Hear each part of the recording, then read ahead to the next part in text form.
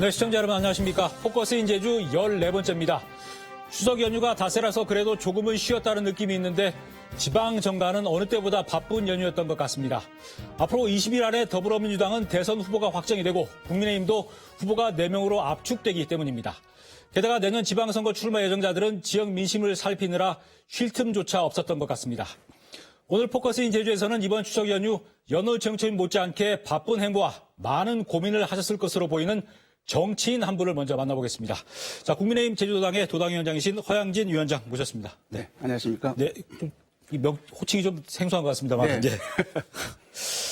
국민의힘 최고위원회에서 지난 9일에 제주도당 위원장으로 임명을 하셨고 15일에 취임을 하셨습니다.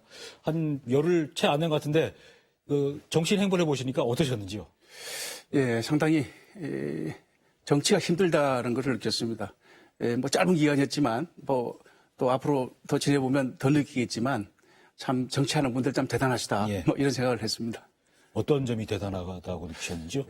뭐 정치랑이 아주 다양한 사람들이 네. 모여 있지 않습니까? 예, 그런 다양한 또 욕구가 있고요. 예. 그런 것들을 잘 수용해서 조율을 하고 또 어떤 결정을 해서 추진해 나간다는 게 사실은 상당히 어렵다. 그런 생각을 합니다.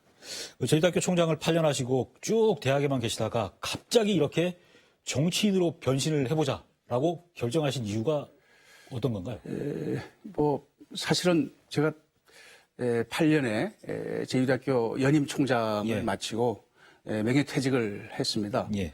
퇴직한 후에 그동안에 받은 어떤 영광이랄까 명예를 사회에 자그마한 봉사라도 하면서 이렇게 살려고 했습니다마는 최근 4년 남짓한 기간 동안에 이제 문재인 정부의 많은 실정을 보면서 지인들과의 이제 자리에서 서로 비판도 하고 대안도 제시하고 이렇게 해봤습니다. 그런데 이제 주변 분들이 그런 비판만 하는 것이 지식인이 도리가 아니다. 지식인은 행동해야 된다고. 그래서 그 지인들의 권유를 뿌리치지 못하고 정치에 입문을 하게 됐습니다. 뭐 잘난 건지 아닌 건지 두고 봐야 되겠습니다. 가족분들한테 얘기했을 때 반응은 어떤 게 나왔나요? 반응은 비교적 대찬성은 아니고요.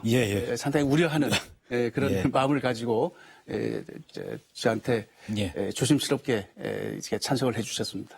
저도 저희 아내한테 농담으로 정치해볼까 하면 아주 성질 내는데 똑같은 반응이군요. 근데 도당위원장으로 취임하시는 과정이 그렇게 순탄했던 건 사실 아니지 않습니까?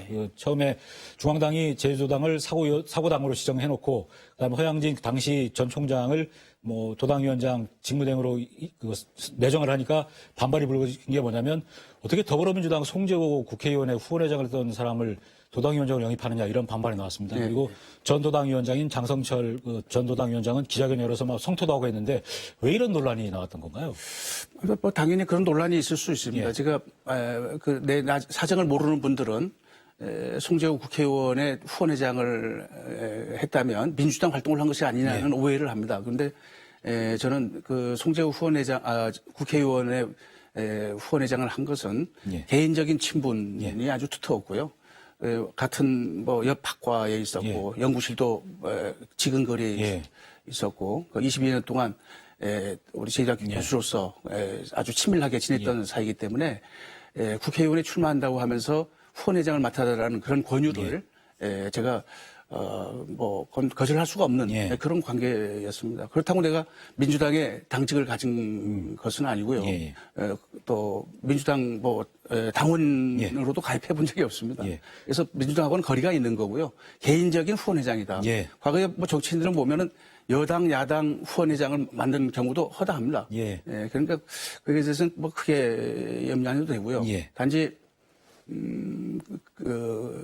이제 송재호 국회의원이 여당이기 때문에 더불어민주당이기 때문에 거기 후원회장 한 거에 대해서 불편함을 가지고 있는 우리 당원 여러분께는 다른 지면을 통해서도 좀 사과의 말씀을 드렸습니다. 2020년 3월에 후원회장 맡으시고 그만두신 시점이 이 도당위원장 내정이 된 후에 그만두신 건 아니지 않습니까? 그건 아니죠. 언제쯤 그만두셨나요? 제가 한 4, 5월쯤에 내가 얘기를 했고요. 그 절차가 필요하거든요. 그것도. 중앙당에서도 일단 그런 거 살펴보고 일단 내정을 했겠죠. 예, 중앙당에서도 충분히 예. 검토가 됐습니다. 자, 그리고 또 허 위원장께서 원희룡 전 지사가 도지사 출범할 당시에 도지사직 인수위원회 위원장을 또 맡으셨습니다. 인수위원회는 아니고요. 예. 공약실천위원회. 예. 그러다 보니까 그 원희룡 지사의 어떤 이쪽에 측근이 아니냐. 그래서 원 지사가 도당을 장악하기 위한 어떤 선봉장으로 내세운 게 아니냐. 이런 또 의혹이 제기돼서 또 도청 앞에서 항의 시위까지 열리고 있는데 어떻습니까? 이 부분에 대해서는. 예. 그 공약실천위원회 위원장을 맡을 당시는 원 지사가 이제 재선이 됐고 또 제가 총장직을 그만둔 지가 바로 직후였습니다. 그래서 그것도 하나의 지역사회에 대한 봉사다라는 생각으로 그걸 맡게 됐는데 공약 자체가 우리 도민의 삶의 질을 높이는데 많은 정책적 기여를 하지 않습니까? 그거를 이렇게 좋은 방향으로 이렇게 만들어가는 데 있어서 역할을 한다는 것은 하나의 제가 사회봉사다 이런 생각을 했고 어떤 개인적인 친분관계로 맡은 것이 아니라 제주도 총장을 역임했기 때문에 그런 역할을 맡긴 거고 또 제가 제주연구원장을 했지 않습니까? 그래서 제주도의 어떤 과거로부터 또 미래 정책까지도 많은 관여를 해본 경험이 있기 때문에 적절하다고 해서 아마 저한테 그런 역할을 맡기신 것 같습니다. 그래서 그것이 끝나고 한 두 달 후에 지금 공약실천위원회는 계속 지금 유지되고 있는 걸로 알고 있습니다. 그런데 저는 그 후에 한 달, 두 달 동안 그 작업을 끝내고는 그만뒀고요. 또 원지사가 거의 개입했다고 하는 그 말씀에 대해서는 지금 원희룡 지사께서는 예비 후보, 대통령 예비 후보로서 그 중앙당의 그러한 도당위원장 그 임명에까지 관여할 수 있는 여지가 없고요. 그리고 그런 시간적 여유도 없을 걸로 저는 봅니다. 만약에 중앙당에서 특정 예비 후보가 지역의 도당위원장의 인선에 관여한다면 오히려 안 됐을 겁니다. 아무튼 여러 논란 속에서 그 중앙당에서 이제 허 위원장을 이제 도당위원장으로 임명을 했습니다. 이렇게 중앙당이 어려운 반발을 뚫고 이렇게 결정하신 이유가 있을 것 같은데 어떤 것 때문에 영입을 했다고 생각하시는지요? 여러 가지 이유가 있겠습니다. 우선 첫째는 제가 제2대 총장을 8년간 두 번 했고 또 그 과정에서 대학을 원만하게 잘 이끌어서 이제 대학 발전에 기여했고 또 그 과정에서의 어떤 포용적 리더십을 좋게 본 것이 아니냐 생각이 들고요. 두 번째는 청년들과 이제 생활을 쭉 해왔기 때문에 우리 대학생들과 생활을 해왔기 때문에 청년들의 고충을 누구보다도 잘 알 것이다.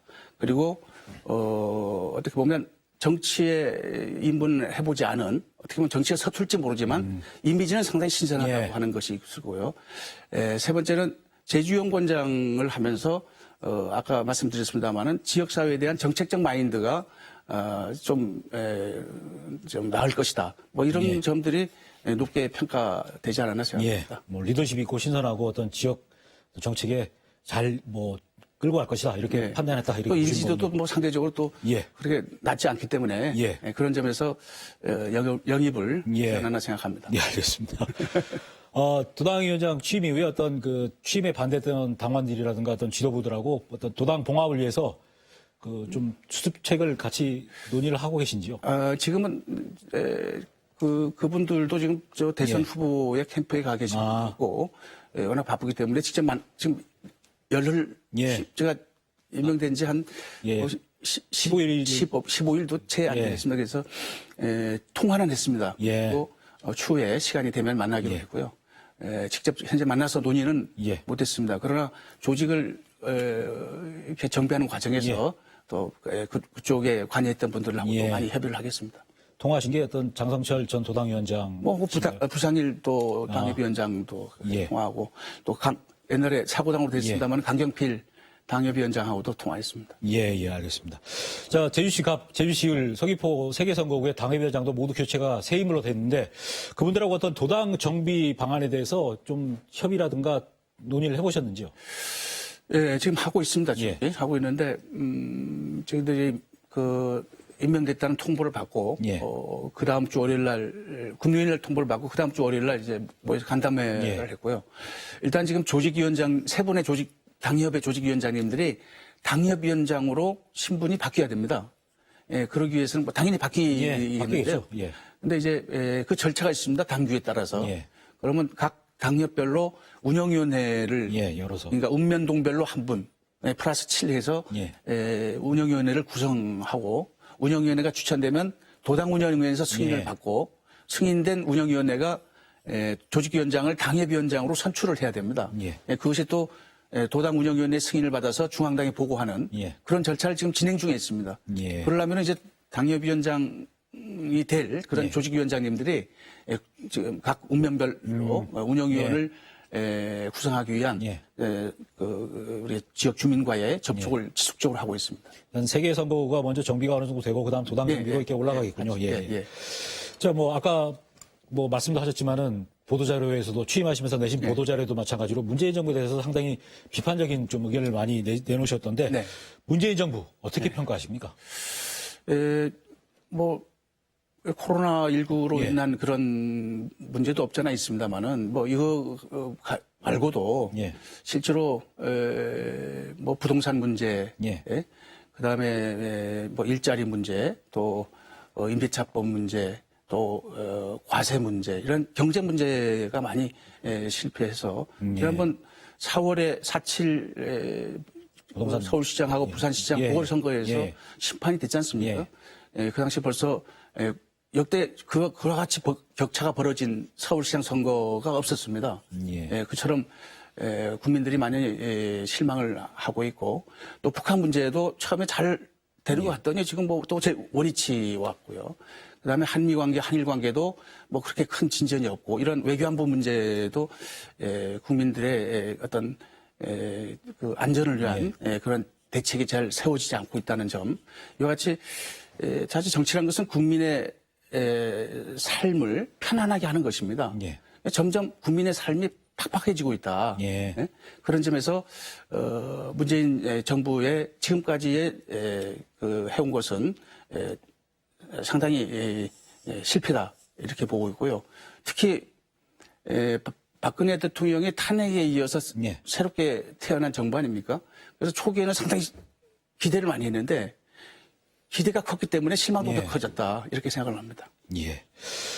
지난 추석 연휴에 사실상 첫 정치인 행보를 좀 쭉 해보셨는데 주변의 민심 동향을 살펴보시니까 어떤 내년 선거, 대선, 지방선거에 대한 어떤 청신호가 좀 보이시던가요? 저 주변에 있는 분들의 성향이 그래서 그런지 모르겠습니다만은 어떤 정권 교체에 대한 열망이 상당히 뜨겁다 이렇게 말씀을 드리고요. 물론 이번에 코로나19 사회적 거리두기 4단계 때문에 많은 친지가 모이지 못했습니다. 그래서 소수의 가족 또는 친구들과의 만남은 빼긴 없었지만 그 가운데서도 정권 교체 그리고 내년에 정권 교체를 통해서 그 다음에 지방선거 승리에 대한 우리 국민의당에 대한 국민의힘에 대한 어떤 기대가 상당히 크다는 것을 느꼈습니다. 예. 최근에 국민의힘 대선 후보인 홍준표 후보에 대한 어떤 20, 30대층의 지지도가 상당히 높거든요. 또 국민의힘 정당 지지도도 20, 30대에서 높게 나오는 여론조사가 많고요.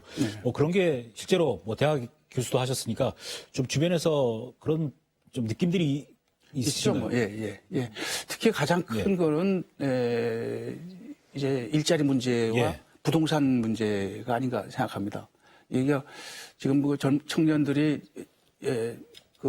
주택을 살 수 있는 기회가 상당히 점점 사라지고 있다는 것이 가장 큰 문제가 아닌가 생각이 되고요.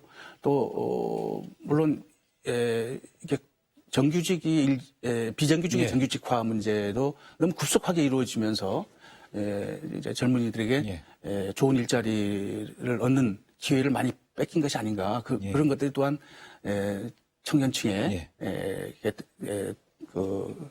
어떤 지지를 잃었다. 지지를 뺏기고 있지 않나 그런 생각을 합니다. 예. 자, 그리고 지난 20일에 국민의힘 대선 주자인 원희룡 전 제주지사가 제주에 왔습니다. 그리고 제주도당도 찾아서 거기서 기자회견을 했는데 그 자리에 같이 이렇게 앉으셔서 또 사실상 첫 정치인 공식 일정을 보내셨는데 기자회견 전에 원희룡 전 지사하고 어떤 얘기들을 좀 나누셨는지요? 기자회견 전에 이제 사전에 만나지는 않았고요.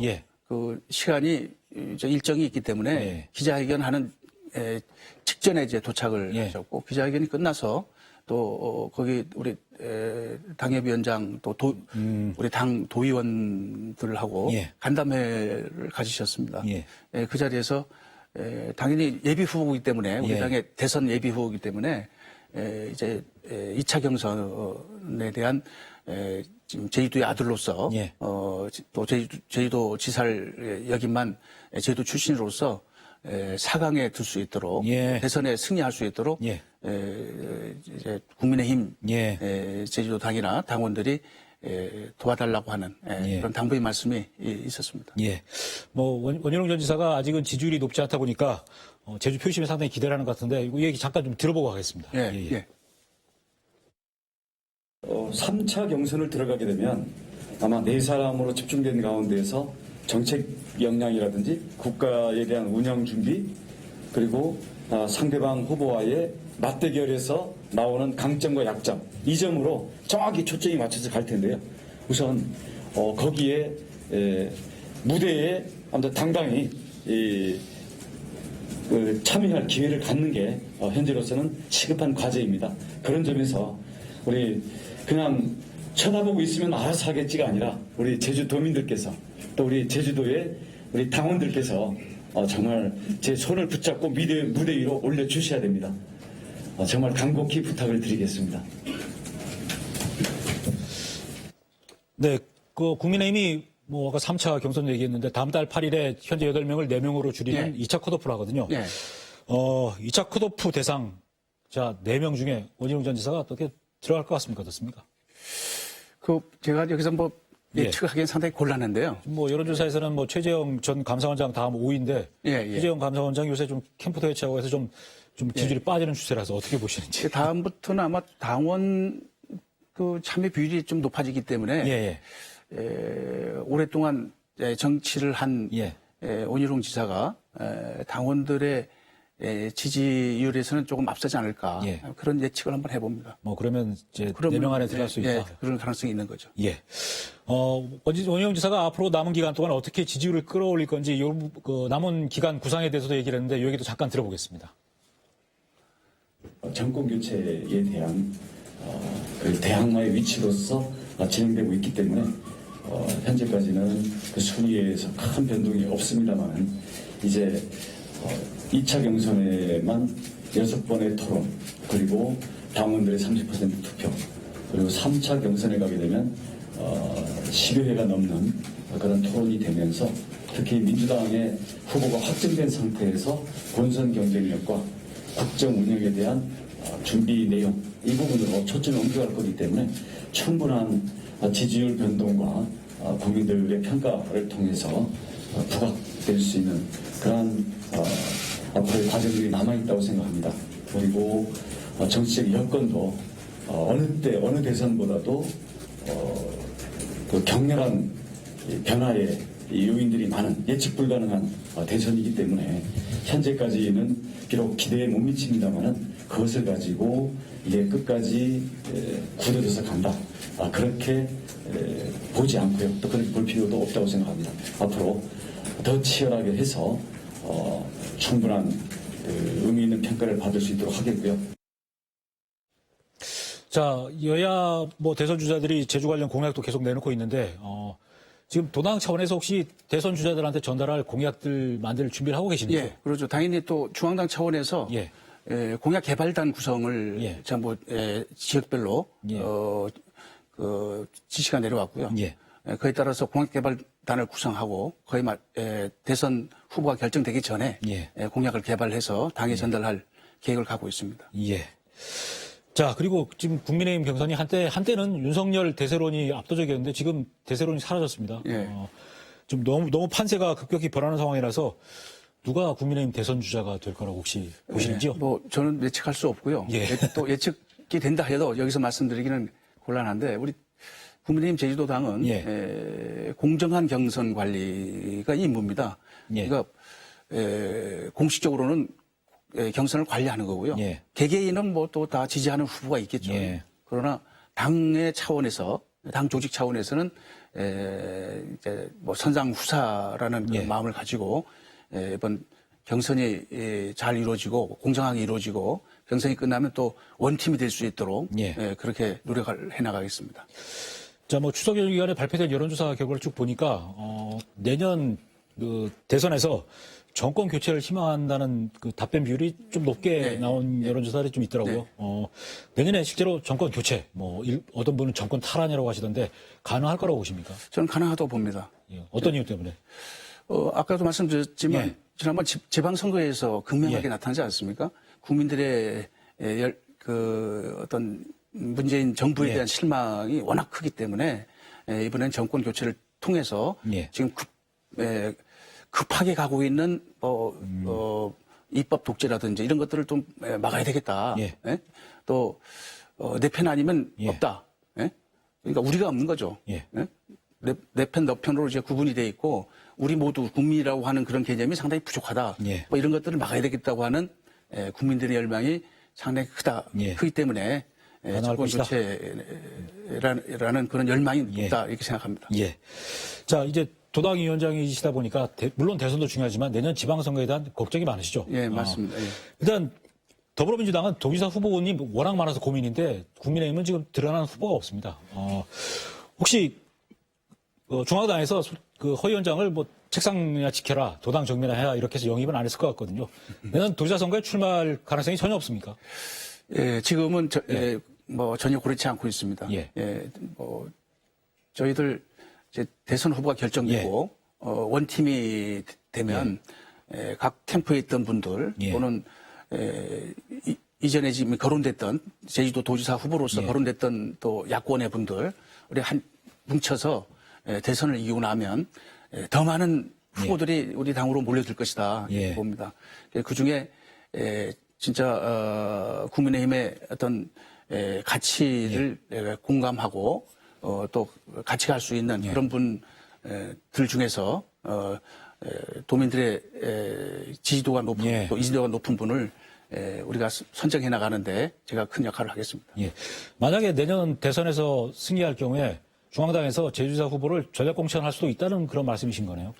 전략공천은 그렇게 바람직하지는 않죠. 예.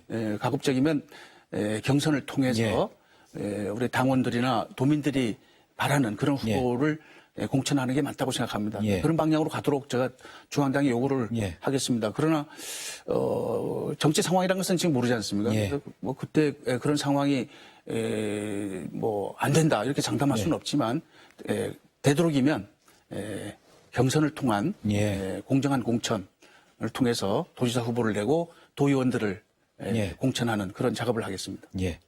자, 그리고 지금 11대 제주도의회가 더불어민주당의 압도적인 다수당이 됐습니다. 그 뭐 국민의힘 소속 도의원은 5명인가 밖에 안 되는데 내년엔 어떤 이런 역전시킬 수 있다고 보시는지요? 예, 지금 5대 29입니다. 예. 그리고 부속의 두 분도 야당 여당 여당에서 후보를 지지 선언을 했습니다. 그러면 당 소속은 아니지만 뭐 그런 속한 그룹에서 볼 때는 5대 31 보면 완전히 기울어진 논의장이고 그런 배경은 지난번 뭐 잘 아시지만 대통령 탄핵 과정을 겪으면서 우리 제주뿐만 아니라 서울, 부산, 경기도까지 뭐 전부 그런 상태로 국민의힘 우리 쪽 보수 쪽이 무너졌지 않습니까? 근데 이번은 아마도 그런 기울어진 운주장에 대한 불만이나 또는 이것이 문제가 있다고 하는 그런 평가를 하는 분들이 상당히 많습니다. 그래서 균형을 맞춰줄 것이라는 생각이 들고요. 특히 대선에 승리하면 우리가 과반 이상을 더 확보할 수 있지 않을까 그런 기도하고요. 특히 5대 31이라는 것은 그만큼 우리가 더 신진 세력, 더 미래지향적인 그런 후보를 낼 수 있다. 만들어낼 수 있고 또 경쟁 관계를 유도해 나갈 수 있다. 이런 점에서 더 유리하지 않나 하는 생각도 합니다. 키는 내년 대선 결과군요. 알겠습니다. 봅니다. 자, 마지막으로 어떤 정치인으로 기억되고 싶으신지요? 저는 뭐 아까도 말씀드렸지만 선당 후사하고 제가 마음을 비우고 정말 우리 보수의 가치를 실현하면서 특히 그 중에서도 자율과 또 공정한 경쟁을 통해서 후배들을 키워나가는 그런 정치인으로 예. 각인되기를 바랍니다. 네, 앞으로 왕성한 정치 활동 기대하겠습니다. 예. 오늘 나와주셔서 감사합니다. 네. 고맙습니다. 감사합니다. 예.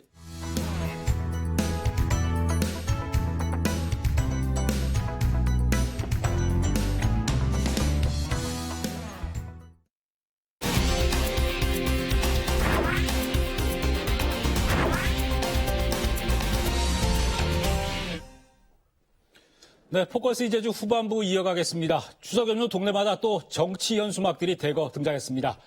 익숙한 이름으로 내걸린 현수막도 많았지만 생소한 정치 신인 이름의 현수막도 적지 않았습니다. 여야 정당이 내년 3월 대통령 선거 이후 제주지사 후보나 도의원 후보를 확정할 것으로 보이는데 이미 출마 의사를 밝히고 뛰고 있는 정치 신인들이 있어서 만나볼까 합니다. 먼저 도지사 선거 출마 예정인 박찬식 시민정치연대 제주가치 공동대표와 도의원 선거에 도전장을 내민 박건도 시민정치연대 사무처장을 모셨습니다. 네, 두 분 반갑습니다. 네, 반갑습니다. 지금 대선 후보 경선이 한창이라서 예. 뭐 도지사나 도의원에 관심이 상당히 적은 편인데 일단 두 분이 의사를 밝히셨고 또 시민 모임인 시민정치연대 제주가치가 지지 입장을 또 밝혔습니다. 그래서 두 분 모셨고요.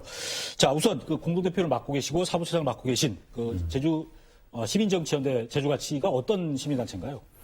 예, 그 일반 시민단체하고 또 비슷한 가치를 대변하는 측면이 있지만 예. 활동에 있어서는 보다 이제 정치 참여를 통해서 정치를 바꿈으로써 좀 제주 사회를 좀 더 나은 방향으로 만들어 보자. 그런 데 목적을 두고 있는 단체입니다. 몇 분쯤 지금 회원으로 가입이 지금 한 500여 명 정도 500여 됩니다. 명. 예. 예. 언제 출범하셨습니까?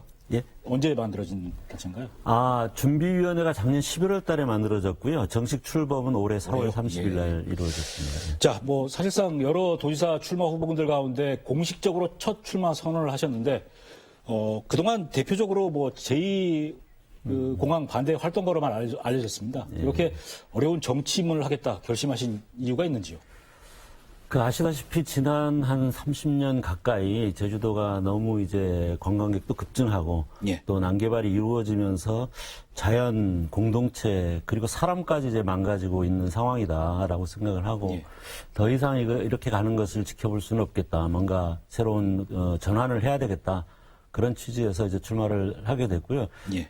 직접적으로는 이제 제2공항이 사실 그런 그 개발이냐 보존이나 이런 분기점이라고 볼 수 있는데 도민 다수가 제2공항을 반대하는데 지금 거론되는 유력 후보들 중에서 예. 아무도 제2공항에 반대하는 입장을 가진 후보가 없거든요. 예. 좀 이상한 현상이라고 저는 생각이 들고 그래서 그런 그 환경 보존이나 삶의 질을 바라는 그런 도민의 마음을 모아낼 후보가 한 명은 필요하겠다.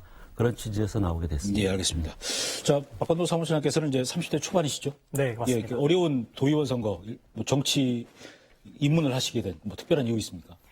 네, 뭐 기존의 활동을 계속했던 예. 것과 같이 이제 제주 사회에서 이제 필요하다면 어떤 예. 역할이든 하겠다라는 생각이 좀 있었고요. 예. 그러니까 사실상 지금 공식적으로 출마 선언을 한 상황은 아니지만 이제 주변에 이제 함께 활동하는 뭐 청년분들과 예. 그리고 시민사회 활동가들 그리고 가족이나 지인분들과 지금 깊이 좀 논의를 하고 있고요. 그 제주시 인재사건에서 제가 현수막 봤는데 이름을 걸린 거?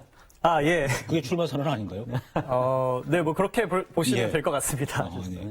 네, 지금의 예. 정치가 도민들의 의견을 모아내지 않고 그리고 어렵게 모아낸 도민들의 의견도 지금 예. 받아들여지지 않고 있는 이 상황에서 지금의 정치를 좀 바꿔보고자 그렇게 출마를 고민하게 네. 되었습니다. 뭔가 바꿔보자. 이렇게 해서 나오신 거고. 그 시민정치연대 제주가치가 지금 두 분에다가 양영수 민주노총 제주본부 부본부장까지 3명을 지지한다고 입장을 밝혔는데 지금 그러면 지금 두 분께서는 시민정치연대 제주가치의 뭐 대표 사무처장이시고 나머지 한 분은 이제 그 진보당 소속이고 또 정의당 소속이잖아요. 네, 맞습니다. 그러시면 출마를 뭐 어떤 제3지대 정당을 만드시는 건지 아니면 각자 소속을 하시는지 어떻게 일단 하게 되는 겁니까? 그 사실 현행법상 예. 그 지역 정당은 불가능하고 전국 5개 광역 시도에 도당이 있어야 되기 때문에 예. 정당을 만드는 건 불가능하고요. 예. 다만 이제 그래서 이제 법적으로는 무소속이고 예. 정치적으로는 이제 그 시민 정치연대가 준 지역 정당적인 성격을 예. 갖고 있어서 거기와 또 우리 지역 시민 사회의 지지를 예. 받는 후보로 이렇게 나서려고 하고 있는 거고요. 다만 이제 그 시민정치연대는 법적인 정당이 아니고 시민단체적인 성격도 갖고 있기 때문에 이중 멤버십이 가능합니다. 예. 그래서 이제 제주가치의 후보이기도 하지만 또 동시에 이제 진보당의 후보 혹은 정의당의 후보일 수도 있는 거죠. 그러니까 무소속 정의당 나머지 한 분은 예. 진보당 소속으로 예. 출마하시고 네. 선거도 같이 하시게 되는 네, 거죠. 네. 그러면. 예. 자, 그리고 박 대표 하면 떠오르는 단어 일단 제2공항 반대 활동가 이거고 또 그래서 그 제2공항 정상 추진 입장을 계속 밝혀왔던 원희룡 전 지사와는 이 정면 대립하는 구도거든요. 근데 제가 뭐 전에도 한번 사석에서 말씀드린 적이 있는데 원희룡 전 지사와 서귀포 중문 같은 출신에 예. 그리고 나이도 같죠. 예, 나이는 제가 한 살 입니다만 그렇습니까? 같이 학교를. 아무튼 같은 해 서울대학교 학교, 법학과 들어가셨고 아무튼 맞습니다. 예. 그 같은 길을 쭉 걸어오셨는데 지금 나가시는 방향이 서로 반대거든요. 어릴 때는 뭐 두 분이 혹시 친하셨습니까? 어릴 때는 그냥 서로 아는 정도였고요. 대학을 같이 다니면서 많이 이제 예. 가까이 지냈죠. 예. 그러면 박 대표께 원희룡이라는 사람은 어떻게 정의되는 사람입니까? 질문이 참 예. 그렇습니다. 정치를 입문하게 해준 사람 뭐 여러 가지가 있을 수 있는데. 뭐 제가 정치를 입문하는데 무슨 보탬을 줬는지는 잘 예. 모르겠습니다만 앞으로 보탬이 많이 됐으면 하는 예. 사람이라고. 자, 할 수 그리고 있죠. 예. 지금 박 대표께서 출마 선언한 게 시민단체 중심의 제2공항 반대 운동은 한계가 드디어 왔고 그래서 제2공항에 대한 정치적인 관심도 좀 끌어보고 또 어떤 정치적으로 풀어보기 위해서 출마를 한 거다. 이런 평가가 나옵니다. 이런 거에 대해서는 어떻게 생각하시는지요? 그 시민사회 단체가 어떤 가치와 지향 방향을 가지고 여론을 만들어 나가고 이런 거는 충분히 할 수 있고 또 지금까지 그렇게 잘 해왔다고 생각을 하고요. 다만 이제 매듭을 짓는 거를 시민단체가 하기는 좀 어려운 점이 예. 있습니다. 실질 권한을 가지고 있는 정치나 어떤 정부 행정 여기서 뭔가 이제 최종적인 매듭을 지어줘야 되는데 그런 점에서는 이제 시민단체가 가지는 한계가 있는 거고요. 예. 그래서 이제 질질 끌고 있는 거죠. 어떻게 보면 벌써 끝났어야 될 게 계속 질질 끌고 있는데, 어쨌든 이 제2공항도 이제는 매듭을 지어야 될 때다. 예. 그것도 뭐 중요한 과제 중에 하나라고 생각을 합니다. 그러면 만약에 내년에 도지사에 당선이 되시면 제2공항 사업 중단으로 매듭을 지으실 겁니까? 당연히 제가 당선된다는 예. 거는 이미 사람들이 다 그렇게 받아들인다는 걸 의미한다고 생각이 들고요. 예. 물론 이거는 이제 국토부가 직접적으로 국토부가 결정을 할 건데 다만 도지사가 가지고 있는 여러 가지 권한들이 예. 있고 발언권이 있기 때문에 제2공항은 이제 중단 확실하게 마무리를 짓고 예. 좀 더 건설적인 대안으로 이후에 나가야 된다라고 생각을 하고요. 저도 도지사가 되면 당연히 이제 그런 방향으로 나갈 네, 겁니다. 알겠습니다. 자, 최근에 20, 30대 청년들의 어떤 정치 관심도가 높아지는 모양새가 좀 나타나고 있습니다. 왜 이런 현상이 보이는 건가요? 네. 2030 세대는 이제 촛불을 거치면서 예. 문재인 정부의 탄생에 큰 역할을 한 세대입니다. 예. 그런데 이제 지난 4년 동안 문재인 정부의 그런 개혁 성과들이 청년들의 기대에 못 미치는 좀 상황이 발생을 했고요. 예. 그래서 2030 청년들은 이제 정부 여당에 대한 어떤 실망감을 가진 상태에서 이제 보수 야당은 어떤 반페미니즘과 그리고 이제 어떤 공정의 탈을 쓴 무한 경쟁 이런 것들을 내세우면서 좀 포퓰리즘 정치로 청년들을 선동해 왔다고 생각을 하거든요. 예. 이제 그렇게 되면서 이제 청년 세대가 어떤 캐스팅 보터로서의 그런 호명되기 시작했고, 그 결과가 지난 서울과 부산의 시장 그 보궐선거에서 예. 이제 나타났고, 그리고 이준석 현상으로 나타난 것으로 보입니다. 그렇지만 이게 청년들이 뭔가 중심이 되는 것처럼 보이지만 지금까지는 어떤 호명과 선동의 대상으로 좀 나타나는 것이 아닌가라는 생각을 하고 있고요. 예. 하지만 이제 동등한 어떤 정치 주체로서 인정을 받고 있는 상황은 아직은 아니라고 좀 보여집니다. 제가 그 추석연휴 기간에 지난 15일에 중앙일보에서 발표한 여론조사 결과를 보니까 제주 지역의 20대 그 청년들의 정당 지지율이 국민의힘, 그 다음에 더불어민주당이고 정의당은 2%인가 밖에 안 되더라고요. 이렇게 실제 제주도 내 20, 30대가 어떤 보수 성향 정당에 대한 지지가 높은 게 느껴지시나요, 혹시? 주변에 봐서는 뭐 주변에 활동하시는 분은 물론 진보 성향 분이시긴 한데 네네네. 전반적인 얘기를 들어볼 때. 그렇긴 하지만 뭐 우선적으로는 예. 정의당을 포함한 진보정당에서 예. 청년들의 마음을 얻기 위해서 노력을 해야 되는 것이 맞다고 생각이 들지만 예. 그러니까 지금의 거대 양당제에서 청년들이 어떤 선택지가 상당히 제한되어 있다. 예. 그렇기 때문에 뭔가 자기가 좀 더 소신 있게 진보정당을 지지하고 싶더라도 자신의 표가 사표가 되고 자신의 의견이 받아들여지지 않을 거라고 이제 걱정되는 청년들이 이제 더불어민주당과 국민의힘의 거대 양당에 예. 지지를 표하는 것이 아닌가 그런 생각을 좀 해봅니다. 그러니까 현재 정부에 대한 어떤 불만이 있는데 그 불만을 이제 긁어주는 그런 뭐 어떤 정책들을 야당에서 펴고 있으니까 지지를 하는 거다 이렇게 보시는 거군요. 네. 어떤 진영 논리에 휩쓸리지 않고 청년들이 예. 지금 소신 있게 선택을 하고 있는 상황이기 때문에 그 성향은 그러니까 지금은 어떤 정당을 보수 정당을 지지한다고 보기보다는 지지할 정당이 없음이라고 판단을 하는 게 맞지 않나 생각을 합니다. 네, 알겠습니다. 그리고 제주 같은 경우에 전국에서 유일하게 기초의원을 뽑지 않다 보니까 정치 신인들, 특히 청년들이 어떤 정치에 들어갈 수 있는 문턱이 상당히 높은 편이지 않습니까? 그런 것 때문에 좀 어떤 도지사 선거 출마 결정을 하는데 좀 어려움이 있지 않았습니까?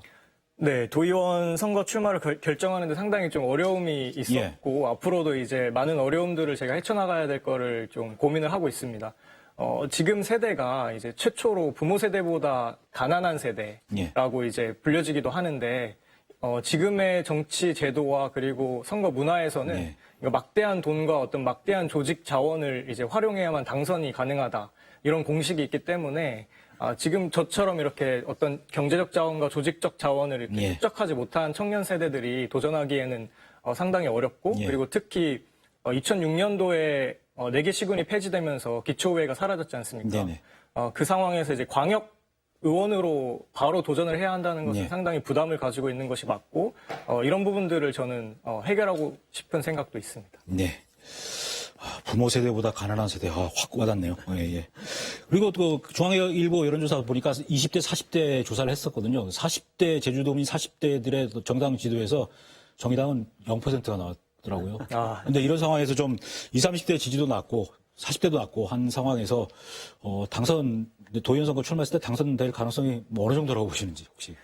당선될 가능성은 일단 부딪혀봐야 될 거라고 보고 그렇지만 지금 제주의 상황에서 제주에 이제 다양한 개발 사업들이나 이런 것들이 지난 30년간 이루어져 왔지 않습니까?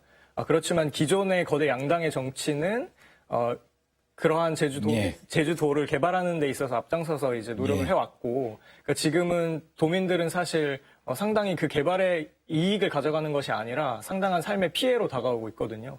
그렇지만 그러한 도민들의 열망을 담아내고 있는 정당은 지금 없다. 거대 양당은 그런 역할을 하지 못하고 있다. 그렇기 때문에 정의당에서 그리고 뭐 제주가치와 같은 이러한 단체들에서 그러한 열망을 모아내는 역할을 잘 해내야만 도민들의 선택을 받을 수 있을 거라고 생각을 합니다. 네네. 뭐 제가 언급했던 여론조사 결과는 그 선거 여론조사 심의위원회 홈페이지에 보시면 자세히 나와 있습니다. 자, 그리고 지금 연동형 비례대표제를 도입해서 군소정당들이 정치활동을 할 수 있도록 여러 가지 제도도 만들고 했는데 여전히 우리나라는 거대 양당이 정치를 지배하는 구조가 되어 있습니다.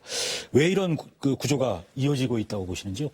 예. 그 전에 아까 이제 여론조사는 사실 중앙의 여론조사는 제주도 표본이 워낙 작기 때문에 물론 지금 할 거는 아니라고 생각이 들고요. 물론 이제 대통령제라는 권력이 굉장히 집중돼 있는 그래서 권력을 분점하기가 굉장히 어려운 구조가 이제 하나가 있고요. 또 하나는 제일 큰 거는 결국 선거제도 문제라고 생각합니다. 아직 기본적으로는 지금 소선거구제를 중심으로 하고 있거든요. 어느 나라나 소선거구제를 하게 될 경우에는 결국 사표 방지 심리가 작용하기 때문에 기존 거대 정당들이 압도적으로 유리하고 신생 정당들이나 새로운 정치 세력이 등장하기 어려운 게 사실이고요. 이번에 이제 우리가 연동형을 했지만 그거를 이제 편법적으로 이렇게 그것도 기본적으로는 소선거구제를 중심으로 하고 있기 때문에 그런 게 가능해지는 거거든요. 그래서 앞으로 선거제도 개혁이 우리 정치 개혁의 아주 핵심적인 과제로 떠오르지 않을까 이렇게 생각을 합니다. 뭐 정의당에서 이런 문제를 가장 강하게 제기했었는데 어떻게 보십니까? 이런 문제. 네, 이제 다양한 시민들을 대변하기 위해서는 당연히 다양한 가치와 철학을 가진 정당들이 나올 수 있는 제도로 나아가야 된다고 생각을 하는데 지금의 형국은 거대 양당에서 시민들이 위임해준 권력을 가지고 자신들의 이익을 대변하고 있다. 그렇기 때문에 지금 대한민국의 민주주의 발전이 더뎌지고 있다. 이렇게 생각을 하고 있습니다. 자, 근데 최근에 나온 각종 여론조사 결과를 보면은 내년 지방선거에서도 거대 정당의 후보들이 도지사나 도의원에 대부분 당선이 될 것이다. 이런 비슷한 예측 결과들이 나오고 있거든요. 이런 불리한 상황에서 앞으로 어떻게 선거운동을 해나가실 계획이신지요?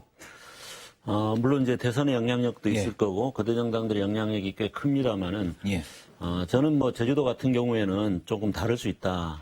왜냐하면 기성 정당들이 워낙 이제 지금 제주도 어떤 난개발이나 이런 데 대한 도민들의 어떤 그 불안감이나 이런 게 굉장히 커지고 있거든요. 근데 그런 부분들을 제대로 대변하지 못하고 있기 때문에 실망감도 굉장히 크고 그래서 뭐 정책이나 그 인물 중심으로 충분히 저희들은 이제 그 3자 구도로 해서 예. 충분히 당선 가능성이 있다라고 생각을 하고요. 예. 도민들이 마음을 얼마나 파고들고 또 불러일으킬 수 있느냐 이게 결국은 내년 지방선거를 좌우하지 않을까 이렇게 보고 있습니다. 예. 뭐 어떻게 생각하시는지요? 네. 보수 정당을 지지해왔던 저희 친척 어른들도 이번에 예. 명절 때 이렇게 만나보니까 제주도 그만 좀 파헤쳐라. 아니, 왜 우리 지하수 파가지고 어떤 사기업이 이익을 취하고 그리고 우리의 오름과 고자와를 훼손하면서 이렇게 개발 사업을 해가지고 왜 소수의 자본이 그 이익을 가져갔느냐 이런 이야기들을 많이 하시더라고요. 그래서 이제 그렇게 만들어온 예. 그러한 거대 양당의 정치에 대한 실망감과 분노가 지금 커지고 있다고 생각을 하고요. 예.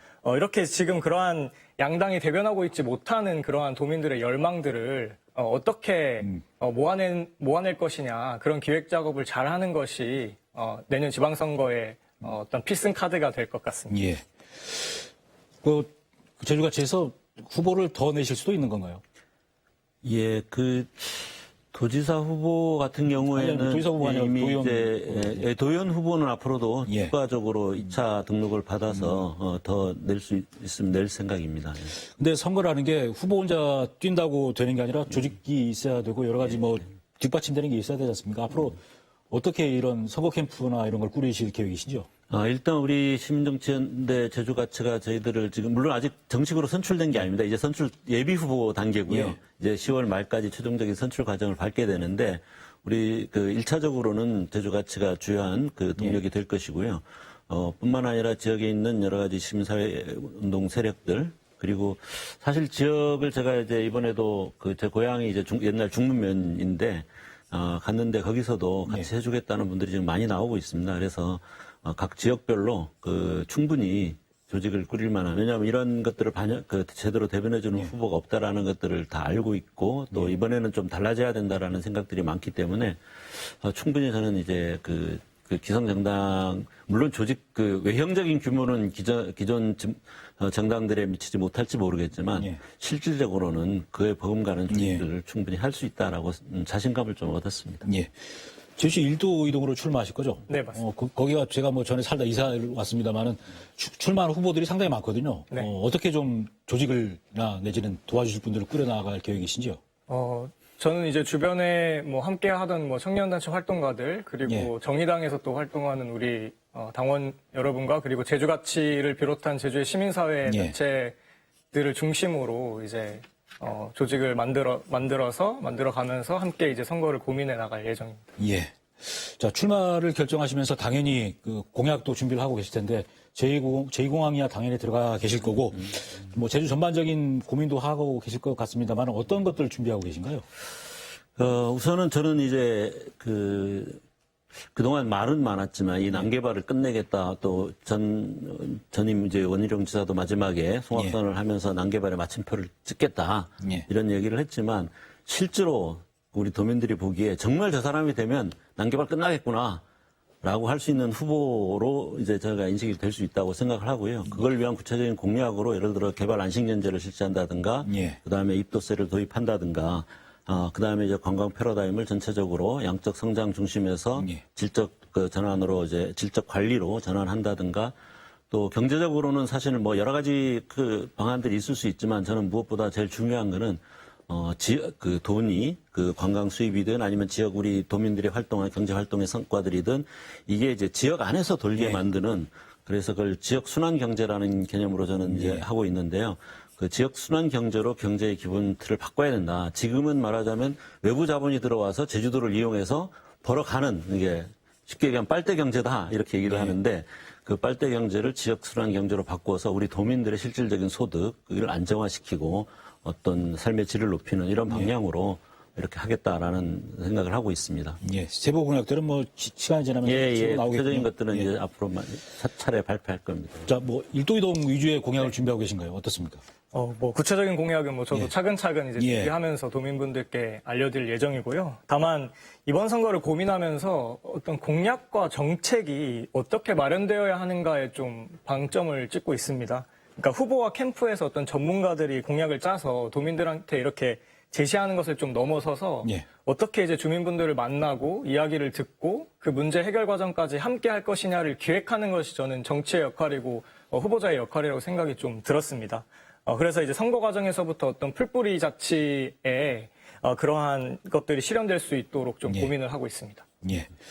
뭐 두 분께서 추석 연휴 동안에 뭐 친지도 만나갖고 만나시다 그러던데 민심 동향도 살펴보셨을 텐데 어떤 그래도 좀 희망적인 신호가 보이시던가요? 어떻습니까? 네, 보입니다. 뭐 어떤 신호들이 보이시는지. 추석 연휴에 저는 이제 고향 마을 중심으로 예. 그 주변을 조금 돌아왔고요. 우리 고향 분들은 뭐 거의 다 뵀습니다. 거의 다 뵀는데 정말 이제는 좀 해볼 만한 해야 될 때다라는 말씀들을 많이 하시고요. 이제 좀 뭔가 깨끗하고 제주도를 지키고 또 제주도의 가치를 높일 수 있는 예. 그런 기존의 어떤 개발 세력들하고 연관돼서 아무데나 막 파헤치고 아무데나 막 덜어놓고 이런 게 아니라 좀 꼭 해야 될 것을 하고 하지 말아야 될 거는 명확하게 하지 않는 그런 후보 또 저에게는 또 그런 이미지가 있기 때문에 예. 같이 하겠다는 분들이 많고요. 아까 박 건도님도 말씀하셨지만 기존에 막 보수 정당을 지지했던 분들도 상당히 많이 예. 같이 하겠다라는 뜻을 많이 보여줬어요. 그래서 저는 충분히 이번 그 지방선거에서 도지사를 할 수 있다라는 예. 자신감을 얻었습니다. 어떠셨어요? 네, 저는 이번에 어떤 보수와 진보의 이념보다도 뭔가 예. 새로운 정치, 그러니까 청년 정치에 대한 열망이 좀 포착되고 있다고 생각을 예. 하고 있거든요. 이제 기후위기나 어떤 코로나19 팬데믹이나 아니면 좀 더 이제 심화되고 있는 불평등 문제나 이제 완전히 새로운 시대가 되었기 때문에 새로운 시대에 걸맞는 새로운 정치가 필요하다. 예. 그런 열망들이 지금 많이 모이고 있다고 생각을 합니다. 그러니까 기존의 청년 정치라고 하면은 거대 양당의 어떤 선택을 받은 청년 정치인들이 그렇게 뭔가 이제 후보 교체, 선수 교체로 들어가는 경우가 많은데 지금은 이제 선수 교체가 아니라 정치 교체를 해야 될 때다라는 이야기들을 많이 들었습니다. 예. 자, 마지막으로, 뭐, 여러 유권자들이 TV 보실 텐데, 남은 기간 이렇게 뛰겠다라는 어떤 각오 한 말씀씩 좀 부탁드리겠습니다. 예. 예. 그 제주 정치하면 사람들이 흔히 하는 말이 그 나물에 그 밥이라는 거예요. 예. 이 당 저당 뭐 다 똑같다 이런 얘기인데 정말로 다른 정치를 실현할 수 있는 그래서 차선이나 차악이 아니라 최선을 선택할 수 있는 그런 후보가 되기 위해서 저도 노력할 거고 우리 도민들하고 많은 얘기를 나눌 거고요. 우리 도민들이 그런 제주의 미래를 위한 선택을 해주시기를 부탁을 드리겠습니다. 예. 네. 요즘은 정말 뭔가 안녕하시냐고 이제 여쭙기도 예. 조금 되게 죄송한 나날들의 연속이라고 생각을 하는데요. 그러니까 코로나19로 이렇게 삶이 더욱 팍팍해지고 있고 또 이제 폭염과 폭우의 이름으로 이제 기후위기가 또 우리 삶을 되게 위협하고 있다고 생각을 하는데요. 그렇지만 지금 제주의 정치는 뭔가 도민들의 삶을 이렇게 돌보지 못하고 있다. 그런 생각을 하고 있습니다. 그러니까 제주를 뭔가 파헤치더라도 멋진 건물만 지으면 아니면 그러한 개발 사업을 유치하면 뭔가 우리가 먹고 살 수 있다라고 이제 호언장담했었던 정치였는데요. 그렇지만 이제 개발이익은 소수 자본에게 돌아가고 우리에게 돌아온 것은 어떤 똥물의 악취, 뭐 교통체증과 주차난, 뭐 전국 최저 수준의 임금과 그런 불안정한 일자리들밖에 없었거든요. 네, 그런 부분에서 도민들의 이야기들을 많이 듣고 함께 해결해 나가는 그러한 활동들을 해 나가겠다고 말씀드리고 싶습니다. 네. 내년 6월 지방선거 때까지 한 8개월쯤 남았는데 열심히 뛰는 모습 기대하겠습니다. 네, 그리고 고맙습니다. 기회가 되시면 다시 한번 모실 수 있도록 하겠습니다. 네. 오늘 감사합니다. 네, 감사합니다. 네. 네, 고발 사주 의혹에다 대장동 개발 논란, 수박 발언 논란까지 네거티브 공방 탓에 정치에 대한 관심도는 높아졌고 가을 장마와 태풍 탓에 물가도 높아지고 있습니다. 하지만 코로나19 백신 접종률은 좀처럼 높아질 기미가 없습니다. 제주도 내 1차 접종률은 여전히 전국 평균을 밑돌고 이제야 겨우 70%를 넘겼습니다. 어렵게 사회적 거리두기 4단계를 3단계로 낮췄는데 낮은 백신 접종률 때문에 또 코로나19가 확산되는 건 아닌지 걱정입니다. 방역 수칙을 강조만 할 게 아니라 백신 접종에 대한 불안감을 줄이면서 백신 물량을 확보하는 방역 당국의 대책이 나와야 하지 않을까 감히 생각을 해봤습니다. 네, 포커스인 제주 오늘은 여기서 마치겠습니다. 고맙습니다.